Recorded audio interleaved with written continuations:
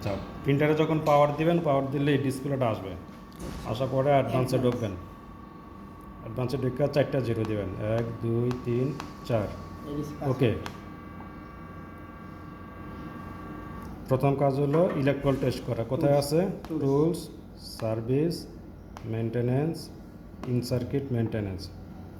এখানে এসে আপনার এইখানে চাপ দিলে এই শব্দ হবে। শব্দ হলে ঠিক আছে, তার মানে শব্দ হলে মানে কি ঠিক আছে। হ্যাঁ, তারপরে আবার এটা অফ করে দিবেন এভাবে।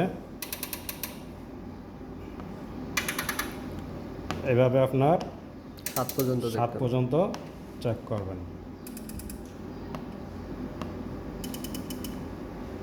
ঠিক আছে। তারপরে এগুলো পাম্প P1, এখানে শব্দ দিতে আছে, তার মানে ঠিক আছে, বন্ধ। তারপরে P2 এডিটিভ, শব্দ দিতে আছে, ঠিক আছে। আচ্ছা, এটাতে কিছু নাই।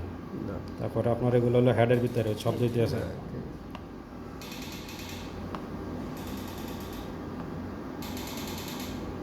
ঠিক আছে, সবজাতে জ্বলে থাকলে একটা চাপ দিয়ে অফ করে দেবেন।